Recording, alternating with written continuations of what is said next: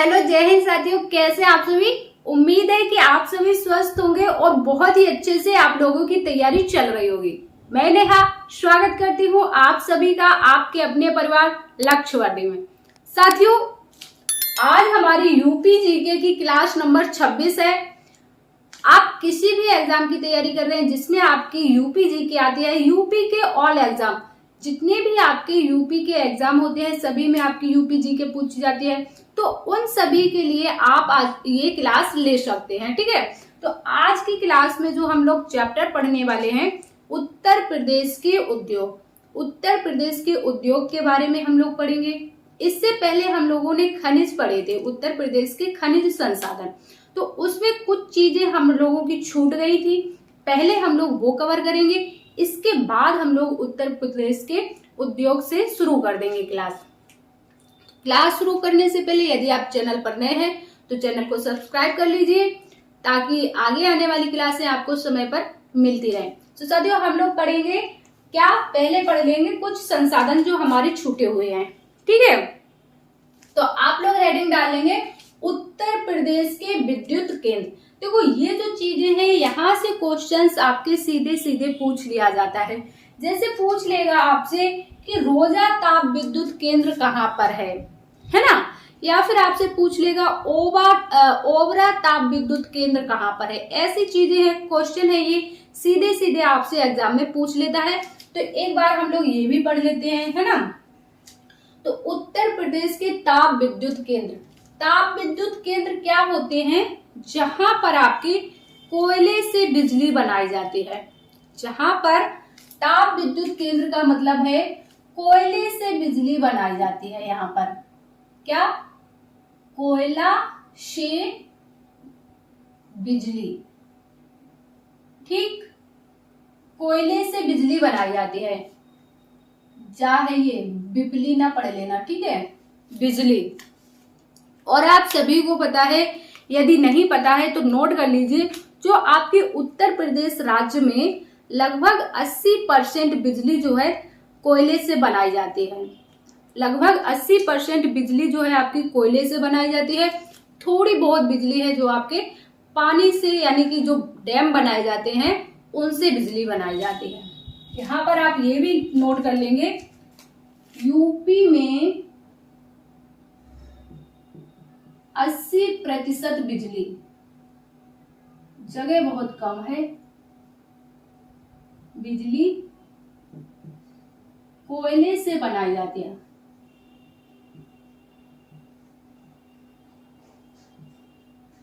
बनती है, ठीक, ये भी आप क्लियर कर लें कि उत्तर प्रदेश में 80% बिजली कोयले से बनाई जाती है। और ताप विद्युत केंद्र क्या होते हैं? जहां पर आपकी कोयला से बिजली बनाई जाती है उन्हें ताप विद्युत केंद्र कहा जाता है। ठीक है, अब पहले नंबर पे आपसे पूछा जाएगा, आप बता दो हरदुआगंज ताप विद्युत केंद्र उत्तर प्रदेश के किस जिले या फिर किस शहर में स्थित है। देखो, जिला भी दे सकता है और शहर भी दे सकता है। कुछ चीजें ऐसी होती हैं जो शहरों में भी फेमस होती हैं, है ना। तो आप ये ना समझना कि सिर्फ जिला ही देगा, कुछ चीजें शहरों में भी दे देगा कि किस शहर में प्रसिद्ध है या किस शहर में स्थित है। ठीक, तो हरदुआगंज जो ताप विद्युत केंद्र है आपका, हरदुआगंज ताप विद्युत केंद्र कहाँ पर है? ये है आपका अलीगढ़ में, और ये राज्य का सबसे पहला भी है और सबसे पुराना भी है। अगर पहला है तो पुराना होगा ही होगा, है ना। तो हरदुआगंज ताप विद्युत केंद्र हो जाएगा आपका अलीगढ़ में, और ये राज्य का सबसे पहला या फिर पुराना ताप विद्युत केंद्र है। अगर आपसे पूछा जाए राज्य का सबसे पुराना ताप विद्युत केंद्र कौन सा है, तो आप लोग बता देंगे कौन सा है, हरदुआगंज ताप विद्युत केंद्र। ठीक, इसके बाद नंबर 2 पे आता है आपका रोजा ताप विद्युत केंद्र। रोजा ताप विद्युत केंद्र कहाँ है? ये है आपका शाहजहांपुर में। कहाँ? रोजा शाहजहां, इसको आप ऐसे याद कर लेंगे। ठीक, इसके बाद आपके ये 3 ताप विद्युत केंद्र हैं, ओबरा ताप विद्युत केंद्र, सिंगरौली ताप विद्युत केंद्र और अनपरा ताप विद्युत केंद्र। तो ये तीनों कहाँ है? ये तीनों आपके सोनभद्र में हैं। कहाँ पर है? ये तीनों के तीनों आपके कहाँ पर हो जाएंगे, सोनभद्र में हो जाएंगे। और पनकी ताप विद्युत केंद्र कहाँ पर है आपका, पनकी सभी को पता है कि कहाँ है, कानपुर। हालांकि कानपुर के आसपास जो विद्यार्थी हैं, कानपुर के आसपास वालों को पता ही होगा कि पनकी आपका कानपुर में पड़ता है। तो पनकी कहाँ पर है आपका, कानपुर। ठीक, इसके बाद है आपका परीक्षा ताप विद्युत केंद्र। इसमें ये छा, ये वाला छा है, ये वाला। ठीक, परीक्षा ताप विद्युत केंद्र कहाँ पर है आपका, ये हो जाएगा झांसी। कहाँ, झांसी। तो ये 7 ताप विद्युत केंद्र हैं, इनको आप याद करते रहेंगे। डेली हम लोग लाइव क्लास में इनका रिवीजन भी करते रहेंगे, जिससे आपको याद हो जाएंगे और यहाँ से क्वेश्चन आपके सीधे सीधे पूछ लेता है। ठीक, अब हम लोग पढ़ेंगे इधर एनटीपीसी।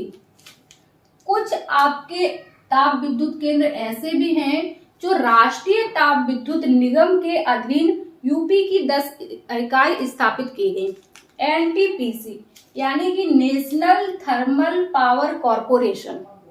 एनटीपीसी की फुल फॉर्म क्या होती है, नेशनल थर्मल पावर कॉर्पोरेशन। राष्ट्रीय ताप विद्युत निगम के अधीन उत्तर प्रदेश की 10 इकाइयां हैं, वो भी आप लोग याद कर लेंगे, है ना। क्वेश्चन आपसे पूछ लेगा कि आंवला राष्ट्रीय ताप विद्युत उत्तर प्रदेश की इकाई कहाँ पर है, या फिर पूछ लेगा आपका औरैया ताप विद्युत परियोजना कहाँ पर है। ठीक है, तो देख लो दादरी ताप विद्युत परियोजना। दादरी ताप विद्युत परियोजना कहाँ पर है आपकी, दादरी। तो दादरी हो जाएगी आपकी गौतम बुद्ध नगर। कहाँ पर हो जाएगी, गौतम बुद्ध नगर। इसके बाद आंवला, आंवला कहाँ पर है, तो आंवला आपका हो जाएगा बरेली में। ठीक, औरैया, औरैया ताप विद्युत परियोजना ये कहाँ पर हो जाएगी, तो औरैया, औरैया में ही हो जाएगी। ठीक, औरैया ताप विद्युत परियोजना कहाँ पर है आपकी, औरैया में है। इसके बाद ऊंचाहार ताप विद्युत परियोजना। ऊंचाहार जो ताप विद्युत परियोजना है ये है आपकी रायबरेली में। कहाँ पर है, रायबरेली में। ठीक, इसके बाद आपसे पूछा जाएगा शक्ति नगर ताप विद्युत केंद्र या फिर ताप विद्युत परियोजना, एक ही बात है। ठीक है, शक्ति नगर कहाँ पर हो जाएगी, ये हो जाएगा आपका सोनभद्र में। ठीक, रिहंद कहाँ पर हो जाएगी, रिहंद भी आपकी सोनभद्र में हो जाएगी। रिहंद और शक्ति नगर, रिहंद और शक्ति नगर दोनों ताप विद्युत केंद्र कहाँ पर हैं, ये है आपके सोनभद्र में। ठीक, टांडा ताप विद्युत परियोजना ये आपकी अंबेडकर नगर में है। इसके बाद अंबेडकर नगर में एक और स्थापित की जा रही है आपकी टांडा विस्तार ताप विद्युत केंद्र, ये भी आपकी अंबेडकर नगर में हो जाएगी। ठीक, मेजा ताप विद्युत परियोजना या मेजा ताप विद्युत केंद्र ये कहाँ हो जाएगा आपका, ये हो जाएगा प्रयागराज। कहाँ पर, मेजा कहाँ पर हो जाएगा, प्रयागराज हो जाएगा। इसके बाद आपका बिल्हौर आता है। बिल्हौर कहाँ पर हो जाएगा, बिल्हौर हो जाएगा कानपुर। ठीक, तो ये चीजें आपको याद हो गई, इनको आप नोट कर लीजिए। ठीक है, इनको आप नोट कर लीजिए ताप विद्युत केंद्र। तो अब हम लोग पढ़ेंगे उत्तर प्रदेश के जल विद्युत परियोजना। तो आप लोग हेडिंग डाल लीजिए कि उत्तर प्रदेश के जल विद्युत परियोजना। ये टॉपिक भी आपके लिए बहुत ज्यादा महत्वपूर्ण हो जाता है। क्वेश्चन यहाँ से भी सीधा सीधा पूछ लेगा, शारदा जल विद्युत परियोजना किस नदी पर है या फिर किस जिले में है। उत्तर प्रदेश की और एमपी की संयुक्त जल विद्युत परियोजना का नाम बताइए, या फिर उत्तर प्रदेश और बिहार की संयुक्त जल विद्युत परियोजना का नाम बताइए। ऐसे क्वेश्चंस यहाँ से पूछ लिए जाते हैं, तो हम लोग पढ़ लेंगे। आप लोग हेडिंग डाल लीजिए, डाल ली ना, उत्तर प्रदेश के जल विद्युत परियोजना। देखो, जल विद्युत परियोजना यानी कि जल से, पानी से बिजली का उत्पादन, है ना। जब नदियों पर ऊंचे ऊंचे डैम बनाकर पानी को छोड़ा जाता है, वहां पर बनता है आपका जल विद्युत परियोजना। नदियों पर जो बांध बनाकर बिजली का उत्पादन किया जाता है, उसी परियोजना को जल विद्युत परियोजना कहा जाता है। क्या, नदियों पर बांध बनाकर जब हम बिजली का उत्पादन करते हैं उसे ही जल विद्युत परियोजना कहा जाता है। क्लियर, समझ गए? जल विद्युत परियोजना क्या होती है? नदियों पर बांध बनाकर जो बिजली का उत्पादन किया जाता है उसी को जल विद्युत परियोजना कहते हैं। नंबर 1 पर आप लिखेंगे रिहंद जल विद्युत परियोजना। कि रिहंद जल विद्युत परियोजना जो है ये कहाँ पर है? तो ये आपकी पीपरी, सोनभद्र जिले में एक पीपरी नाम की जगह है, वहां पर है रिहंद जल विद्युत परियोजना। और रिहंद से आप याद कर लेंगे कि ये जो है रिहंद नदी पर ही है। ठीक, रिहंद जल विद्युत रिहंद नदी पर ही है। रिहंद जल विद्युत भी है और रिहंद ताप विद्युत भी है ना? पिछले अभी हम लोगों ने पढ़ा कि रिहंद ताप विद्युत परियोजना। ऐसे आपका शारदा जल विद्युत परियोजना दूसरा है, आपका शारदा जल विद्युत परियोजना।